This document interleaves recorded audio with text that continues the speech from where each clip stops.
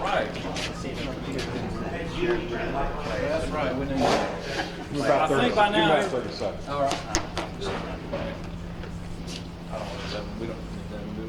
Whenever you're ready, sir. All right. I think everyone knows the drill by now. We're here at day 6, but for a change, we have some good news to report. Due to the Red Chute Bayou cresting this morning at 26.25 feet and no water topping the levee, we're going to reduce the mandatory evacuation order. We're going to downgrade it to voluntary, which means schools can open and businesses can open. The water's still high, record levels out there, so it needs to be watched. But we are reducing it from mandatory to voluntary. Okay. It's been around the clock work. A lot of people have been involved. Y'all know who they are, so there's too many to mention here. And it's going to be with us for a while. This is not going to go away.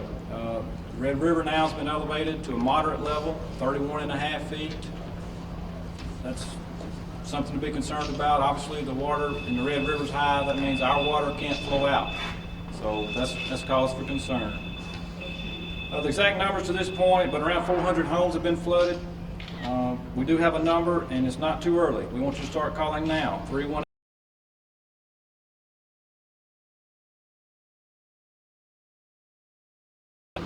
We've done about 1,000 rescues in Houghton, South Bossier, and East 80, and literally thousands of people have been affected. Roughly 250,000 sandbags have been made. With the roads, there will still be a lot of roads closed. We have a map over here. Our Facebook site is a good place to get updates. But as far as I know, the deaths that have occurred in Louisiana from the flooding have been people driving around the barricades. Thank goodness we haven't had any in Bossier, but the ones that I'm aware of have been people disregarding the barricades and driving into flooding water and drowning. So please do not drive around the barricades. They're there for a reason. We're going to have Superintendent Machen here. He has an update on the schools and the particulars of that. So Superintendent, would you? Thank you, Sheriff. Bossier Parish residents have been under great duress the past week, faced with record-setting rain and flooding that led to thousands evacuating their homes. Those families that have been impacted continue to be in our thoughts and prayers. Though mandatory evacuations across the parish are being lifted, many people remain displaced, while others are beginning the arduous task of cleaning up what nature left behind. It is our desire at Bossier Schools to help restore normalcy to the lives of our families by resuming classes Monday, March 14th. This will enable children and employees to get back into a school routine and allow parents the opportunity to return to work if possible and address the flooding event as it pertains to their personal situation. We recognize there will be students and employees who may not be able to return to school or work due to being displaced. While students and employees impacted by these uncontrollable circumstances will be given excused absences, it is imperative parents notify their child's school and keep open communication about the need for their extended absence. It is also critical for employees to personally contact their supervisor and not depend on the automated absence reporting. While water is receding in many of our residential areas, Bossier Schools realizes some areas are still fully impacted by flooding. Transportation will, no doubt, be our biggest challenge due to high water and road closures, especially in rural areas. Our transportation department has been working diligently to address the safe transport of children to and from school. Bossier Schools Transportation Department will provide transportation to families staying at the Bossier Civic Center. As for our normal routes, buses will not travel on flooded roadways for transportation.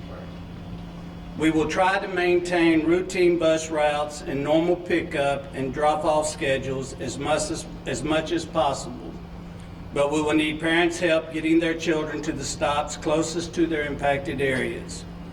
We cannot stress enough, if parents cannot get their child to a bus stop safely, do not try. Please do not jeopardize your safety by traveling over roads, underwater, or around barricades. Again, keep communication lines open with your child's school, and we will work through this together. A second challenge is the loss of family belongings.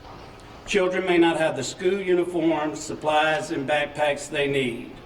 Parents, please do not worry about this. Send your children to school and we will assist you in meeting those needs. This is where we ask for the help and generosity of our public and school families. If you can donate new or gently used uniforms, as well as school supplies and backpacks, we would be most grateful. Simply drop off donations at any of our schools or contact Bossier Schools Public Relations Liaison by email at sonia.bells@bossierschools.org. Gift cards to stores that sell uniforms will also be appreciated. In the meantime, Bossier Schools will continue to work closely in the days ahead with the Bossier Office of Homeland Security and Emergency Preparedness, Bossier Parish Sheriff's Office, Bossier Parish Police Jury, Bossier City, and the Department of Transportation, and emergency responders as roads and bridges reopen and residents can return to their homes. We hope and pray it will be sooner rather than later so normalcy can be restored for all of our Bossier Parish neighbors. We extend our sincere thanks for your patience, understanding, and assistance during this most trying time.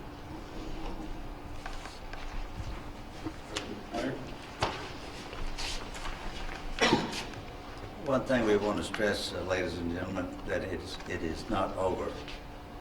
We would also suggest that you document well any damage you're getting, to include taking pictures.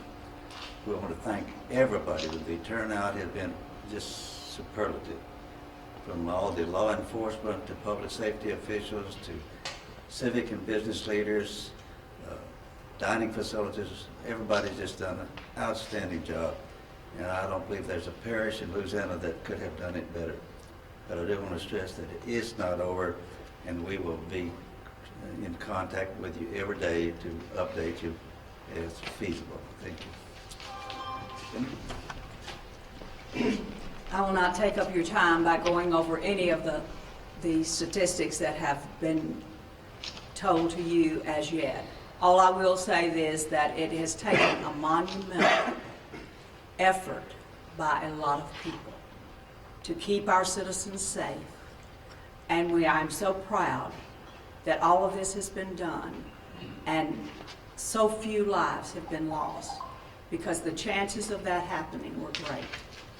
And we can be thankful and keep all of our families in your prayers as we go forward, because we look forward to probably another at least week before things get back to normal. We appreciate all the assistance, we appreciate the efforts, and we appreciate the patience. Thank you very much. Senator Gaddy, I know was out there slinging sandbags last night. He didn't know anybody was out there, but we caught you on cell phone. One of our guys did. He's been down on Bistineau and somewhere there. I want to thank y'all for being here. Sheriff Whitney, I want to thank you for your hard work. Jim Whitman, our city marshal. It is amazing that we live in a parish where the city officials like Lo Walker stand right beside our sheriff. That is unheard of in the state of Louisiana, and we've become a model for disaster. It's a shame that we've had so much experience with disasters in our area, but we have. And they're getting really good when it gets bad, and that's what you want in a leader, because when God gives them wisdom, it gives us peace as citizens. I just want to share two quick stories with you to let you know how we're different in Bossier Parish and in Webster Parish also. Fayree McKinnon, a city councilwoman in Minden, as soon as she found out of flooding in her area, she formed a volunteer team, and they were out there in the rain helping folks get out of their homes. Duke Lowry, one of our retired firemen here, he heard there was a need for sandbags in South Bossier. He got his 18-wheeler, he went to Benton, got a load of sand, and they started filling up sandbags in South Bossier by hand.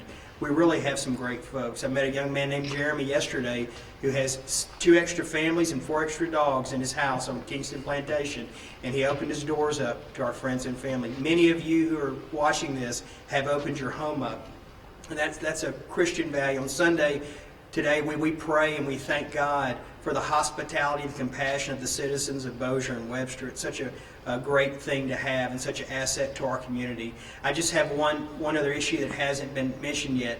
If you live around Lake Bistineau, help is on the way. Make sure you call your sheriff if you live in Bossier or Bienville or Webster Parish to let them know what your needs are. The word today is that it may take about 5 or 6 days for the water to start to recede on Lake Bistineau. You have not been forgotten. It's just really hard to get in there to you with the water rising so high. If you have an emergency need, please call 911 or call the Bossier Sheriff or the Webster Parish and let them know. And if you're a citizen that feels like you have to go sightseeing on Lake Bistineau, please consider the whole lake a no-wake zone. When someone is mopping water out of their house and you come by on your boat, it adds about 6 to 12 inches of water into their house, and that can be kind of defeat the purpose of their cleanliness. But once again, I want to thank Mayor Low Walker, our City Marshal Jim Whitman, our Sheriff Julian Whittington for all their hard work over these 6 days. And we've gotten really good at becoming the model of when things get bad, and they deserve our applause and our thanks. Thank you. On Lake Bistineau, it is closed, so there shouldn't be any boats out there. You're going to get arrested. Thank you. That was quick. I'll go back for seconds following what the senator said, because I think it's kind of humorous, but I think it's just indicative of how we work as a team in this community. Right after all the heavy rain started South Bossier down Pecan, Mobile Home Park, there was a couple of guys came in with their boats and just started helping us haul people out. And they asked us, do you have any extra slickers? It was raining like heck, and we didn't. But they came back in, got the second load, said, do y'all have any slickers? No, we did not. They came back in the third time, they had these plastic bags like you see over here. They cut holes in them, and they kept hauling people out. And I said, what was the name of these guys? And they didn't know, but they said they think it was Jughead and Dirt. That's the two names they went by. Just indicative how neighbors were having neighbors, and it's a superlative performance by everybody in this parish. Thank you. Marshal Whitman also had the camera out there and staff, and we appreciate you. We have about 30 people in the Civic Center in the shelter. That's going to continue through the duration. I just want to reemphasize what Ms. Bennett said. This is not over. Main thing is, like the mayor said, neighbor needs to help neighbor. That helps our job. And keep everyone in your prayers. That's the main thing. And let's pray for some dry weather. Thank you. As soon as today's storms get out. Anyway, I know most of your questions are probably going to be for the school system, but Gene, you got, yes, Gene. As the sheriff mentioned, the best way to help our citizens now, for those who've had damage, is to contact our office, Bossier Office of Homeland Security and Emergency Preparedness. And the sheriff had mentioned the telephone number, but I'd like to repeat it again, 425-5351. In addition to that, you can electronically file your same information with us at www.bossierparishla.gov. I have this available for you in a handout in a moment. So ladies and gentlemen, as you see and have heard, the important part now is for those who have had the impact is the documentation phase, and for us as the governmental bodies is to do those things we need to assist in moving forward in processes, and that is information. So there is where we need this information. We've had about 115 families already contact us. So if we have 400 or so homes, we're doing very well, and I thank you, the media, who've been getting that message out. I also know that we've met with our nonprofits this morning, and that loving hand that comes next, the assistance from nonprofits to meet the immediate needs of our neighbors. That is in motion, and we'll have more information for you in the days to come. And we ask you for your assistance as the media to get that information out. You know how successful you were in helping us this summer to help our neighbor in need and to get the meals and other assistance and mud-out kits and things that they'll need in these next days. Thank you. Gene, explain why that's important to get the information to you guys. Yes, it's part of a procedural system.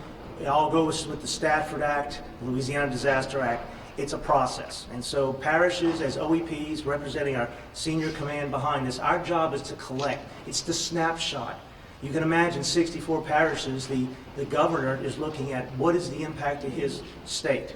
And so it allows, representing the mayor, the parish president, and the sheriff, and the other officials here, for them to go back and say, we've had 400 homes, we've had so many acres of land, we've had an impact on our economy. So yes, sir, thank you for that question. One more thing, would you be sure and let the people know, because I think last time we was in these situations, a lot of people that live in the city kind of just notify the city staff, they do need to let your office know for our benefit, Yes. that the whole parish Yes. needs to know all the damage. That's correct. This is a snapshot of our entire, the beauty and the depth and the strength of our parish. It's not just one, and that's the town of Houghton. It's this rural areas of the parish. It's the entire parish as a community. Thank So you. we sir. need to know all the damages. Yes, sir. Sir, you spoke about the rural areas. Is there any number at this point on livestock evacuations or anything as far as the farmers and the kind of folks are concerned? I don't know, have the exact numbers, but I would say several thousand. I know several of my farmer friends, and they still have some cattle that are stranded, trying to get hay to them and different things, but I'm at least a couple thousand been moved. DC, there's a major issue coming up. You're talking about, normally it's snow days, now it's rain days. Will it delay the graduation of the kids? At this point, it will not delay graduation at all. You have extra days built in for seniors. They get out a little bit earlier. Quite honestly, we built a day or two in our calendar for weather issues, and we've increased the instructional minutes at all of our schools the past couple of years, recognizing that sometimes we are impacted beyond the normal number of days that we set. So at this point, there is not the need to be concerned about extending the school year because of the number of instructional minutes we have in the school day at each of our school sites. Of course, we still have April and severe weather month, and we will just have to, as we move through the remainder of the year, judge and see if there's any adjustments that will have to be made.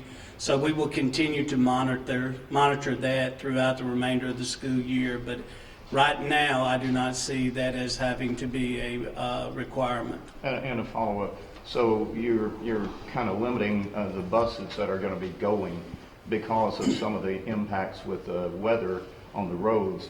What do you think about, say it's 100% that you normally roll, is it going to be 50, 60%? What do you think of transportation? Well, it would be hard to guesstimate, but I think it will be more than 50 or 60%. The major areas that are impacted are still going to be in the South Bossier areas and in the Houghton areas. Where none of our schools had water penetrate the schools, all of our schools are accessible by parent traffic, school bus traffic, or emergency vehicle traffic if there was a necessity to do so. But we have areas where, like Highway 154 in South Bossier, Highway 527, Highway 157 from Highway 527, there's a washout. So you have sporadic washouts and road closures due to water that is still there. So we're going to try to run routine bus stops as much as possible. But parents realize that if their ability to traverse to their homes has been impeded by these road conditions, well then of course school buses will not be able to make it to those homes. As time progresses, we will assess alternate routes and things that we can do to help minimize the problem that exists with these road closures. But at this point, we will just say that we're going to try our best to run routine routes, and that if children are displaced and buses cannot get to those routes due to the weather conditions, then we're going to excuse those absences and work through those. Again, I do want to stress how important it is that the parents communicate with their school. We have a parental portal called Illuminate, where a lot of parents are signed on that they can communicate through the email, but we have phones, and even if our homes are, if we're displaced, we have cell phones. Please contact the schools and let the schools assist you. We recognize that there will be some young children that may have some separation anxiety based on what has happened, and we have counselors in all of our schools, and we're there to assist the needs, but open communication will be the key. Going back to Lake Bistineau, you touched on a point that a lot of residents have contacted us wanting to know, what's happening out there. How are, those residents going to be getting some help and whatnot? Can we talk about some of the most affected areas of Lake Bistineau, or what y'all have seen, whoever's been able to access that area? You've been on the ground out there more than I have. I've got reports, but you've seen The flooding is massive. If on the south end of the lake with the dam, there's some slippage of dirt around the dam. The OTD checked that out. They said that's not a structural problem. It has happened in the past with some flooding. On the south end of the lake, our place is flooded, which is a little restaurant on the south end of the lake. It's completely flooded. If you come back around the southwest area in the Bossier Parish area of Lake Bistineau, it's flooded. There are water in a lot of homes down there. The issue is just hard to get to those folks because the roads are flooded. And I'm going back out there this afternoon with a group just to see if there's any way, now that the lake is crested or about to crest, if there's going to be any way to get to those folks and help them with high water vehicles or whatnot from Webster and Bienville also.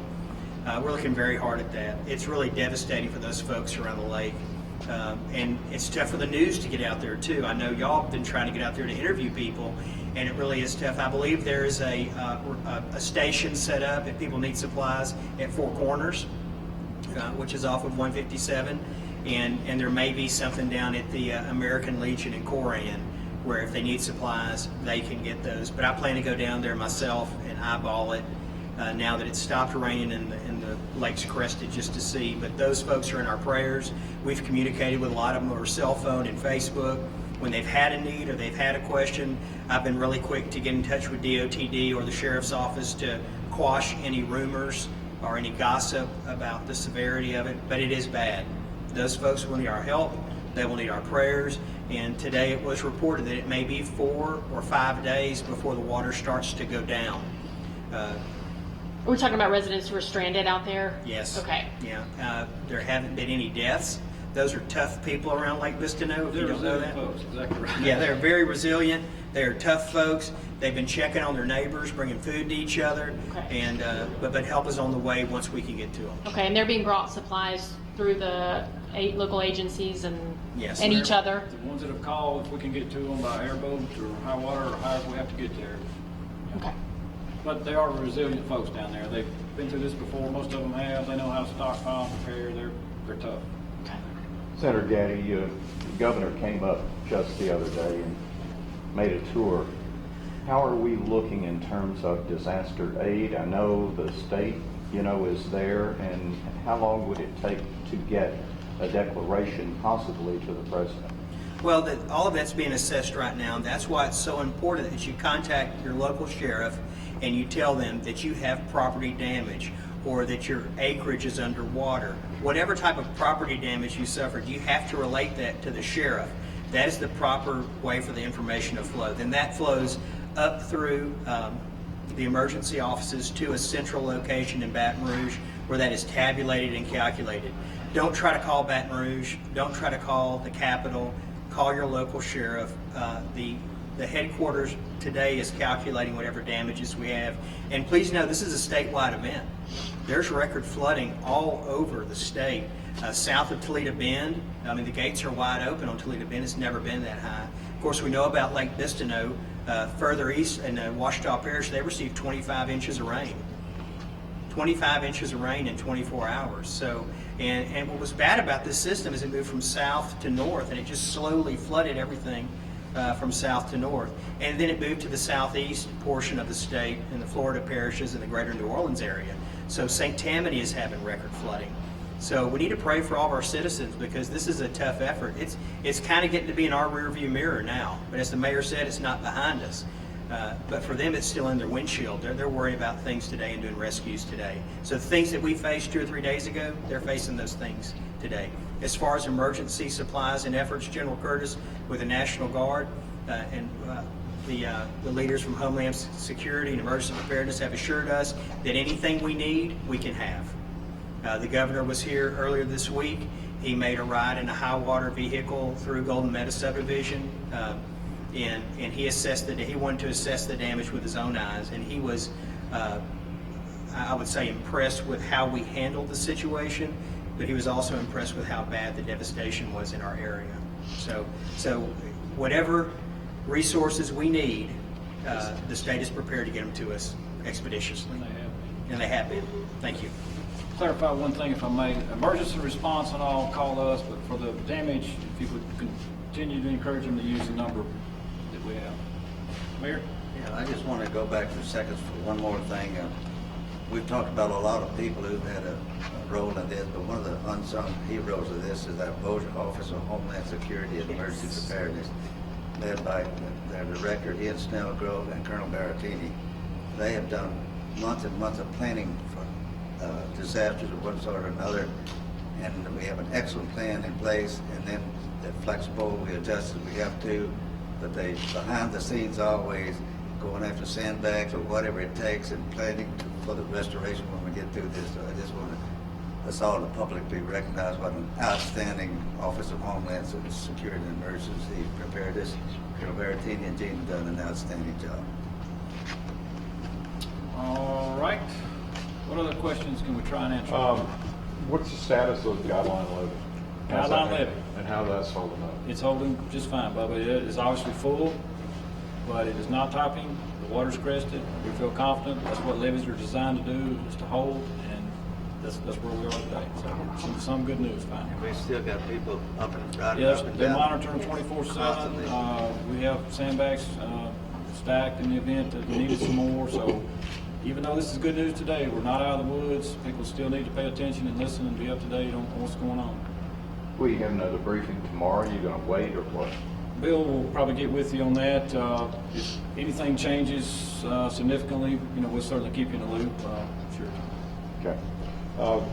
I assume the weather office was involved with y'all's briefing. Yes, we get this daily morning. briefings from the Weather Service and the Geological Corps engineers, guys, and everyone.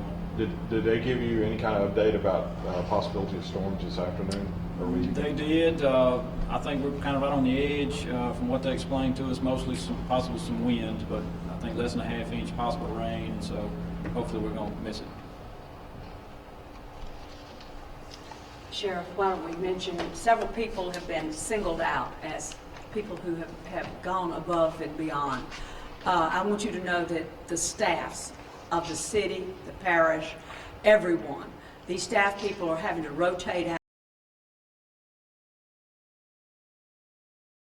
You finally get very, very tired, but they don't complain. But you have to understand that this is a Herculean type of thing that has happened. And it takes everyone stretching themselves to the degree that they never knew that was possible to be stretched. But we can all be very proud of the fact that no one is complaining. Everyone has gone above and beyond. And we're going to be in it now until it's over. And when it's over, it'll be over. Is there anything that we've learned going forward? Any changes to be made? I mean, of course, this summer we didn't think that would happen. Probably didn't think this would happen either. So what's the thought process there? Of course, the guideline levy issue of raising the levy is obviously back in front and center. We've learned a lot from this the hard way, but primarily, I guess, the levy issue is probably back on the forefront. Raising the levy. We have a map over here with road closures. Y'all help us promote that if you would. Websites and Facebooks and. Are there too many roads to, I know you can annotate them, but are you looking at a large number of roads that are closed? Roughly down to. The main ones were the ones that Mr. Machin mentioned in South Florida. We did the main ones, but I don't know, there's some small ones up, even in the north side of the parish. I know Bartley Hill Road, Seven Pine Road, Tom, they're 2 meters in name. Sure. Around 10 or 12. Okay. There will be repairs that will have to be made to many, many roads that have been underwater for bridges and roads as we move forward, things that we don't even know have happened The yet. bridges are, as you can imagine, all debris, lodging up against them will have to be examined as soon as possible, be sure they're safe. There's a lot of work to do yet. We appreciate you folks' time. Thank you. I'll have a PDF or a JPEG of that. I'll send out to you guys as well, and I believe Sonia has something